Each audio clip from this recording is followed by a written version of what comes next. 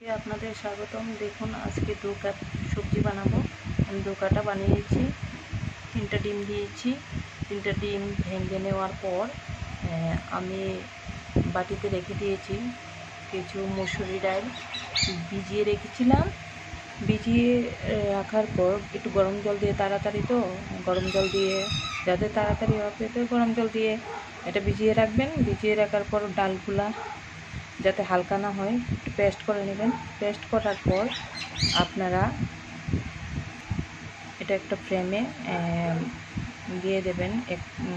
ননস্টিকের ফ্রেম যদি হয় তাহলে ভালো হয়।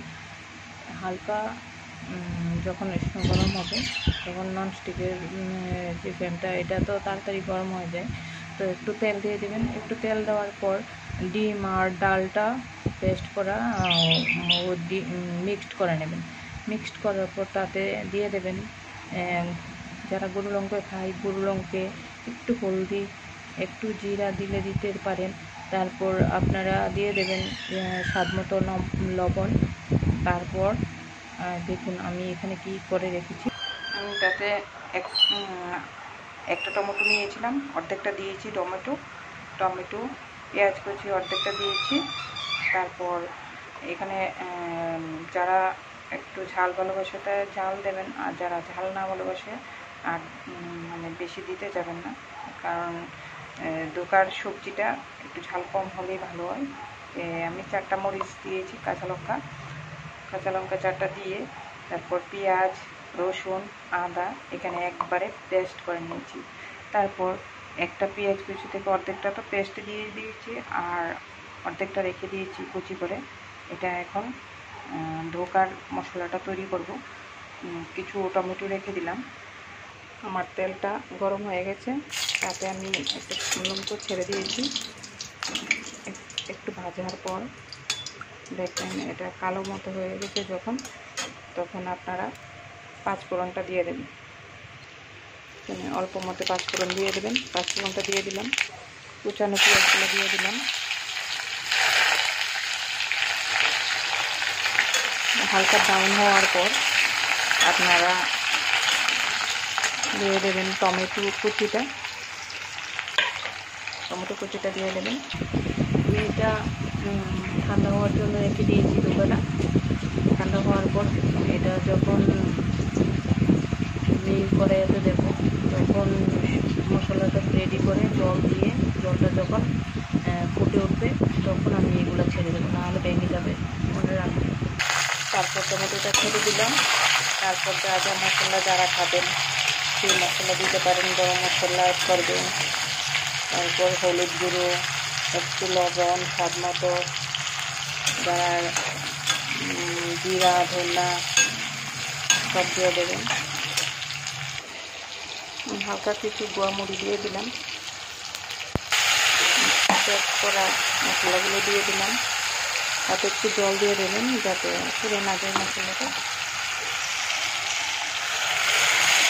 দেখুন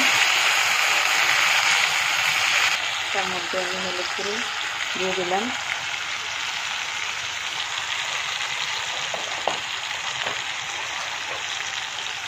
তার মধ্যে স্বাদ মতো একটু লবণ ছেড়ে দিলাম। তার মধ্যে আমি একটু গরম মশলা অ্যাড করে দিলাম। তার মধ্যে একটু কালার ধরার জন্য যে আপনারা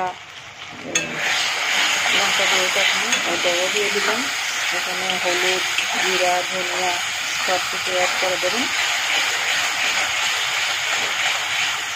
মশলাটা ভাজা হয়ে গেলে আপনারা যে যতটুকু ঝোল খাবেন বা মাখামাখি হতে চাবেন তাহলে এই অনুসারে জল দেবেন।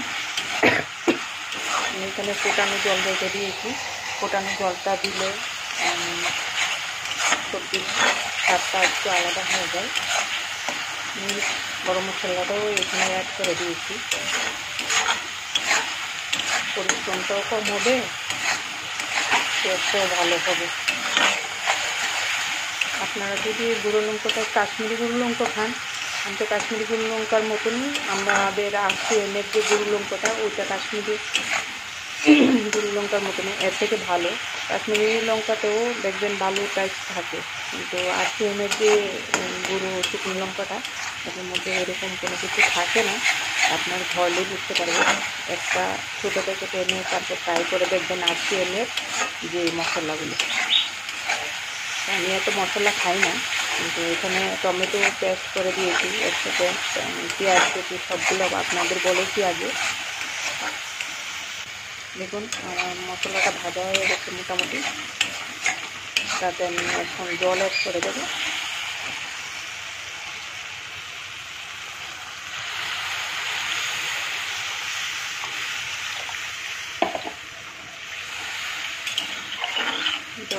জলটা অ্যাড করে দিলাম।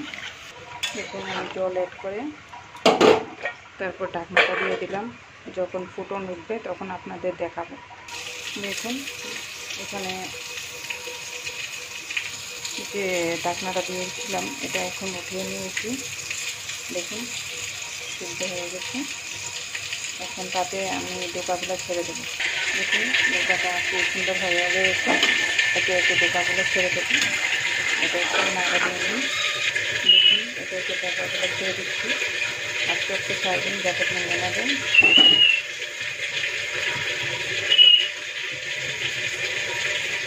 এই সবজিটা যদি আপনারা বাড়িতে খান, মাছ মাংস সব কিছু উলে যাবেন। শুধু ডিম দিয়ে মসুরি ডাল দিয়ে তৈরি করে নেবেন। যদি ঘরে কিছু না থাকে তাহলে এটা একটা সহজ পদ্ধতি।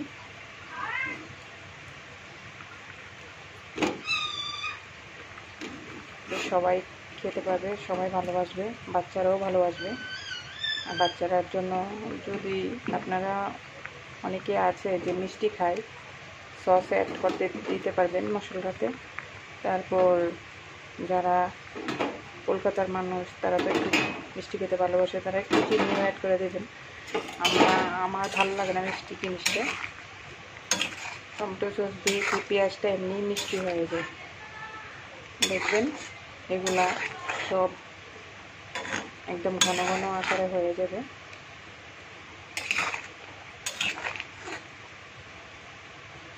আর নাড়ব না। এখানে আমার রান্নাটা শেষ। ডোকার সবজিটা আপনাদের দেখিয়ে দেবো হলে পরে। নমস্কার, আমার চ্যানেলে সাবস্ক্রাইব করে নেবেন। লাইক বাটনে ক্লিক করে আপনারা লাইক ও শেয়ার করবেন। ঠিক আছে, নমস্কার। আমি জানি না আপনাদের বোঝাতে পেরেছি কি না, আপনারা নিশ্চয়ই ট্রাই করবেন। যারা রান্না বান্না একটু পারদর্শী তারা অল্প কিছুতেই বুঝে যায়। আমি সবসময় লোয়ার কড়াইতে রান্না করতে ভালোবাসি, কারণ তেলও কম লাগে আর আমি একটু তেল কম খাই। রান্না যে সবজিটা লোয়ার কড়াইতে রান্না করলে সবচেয়ে টেস্ট হয় বেশি। চুলার মতন একটা স্মেল আসে। রান্নার কড়াইতে যে আরাম, ঢালাই কড়াইতে এত আরাম নেই। আপনারা এই সবজিটা ট্রাই করে দেখুন।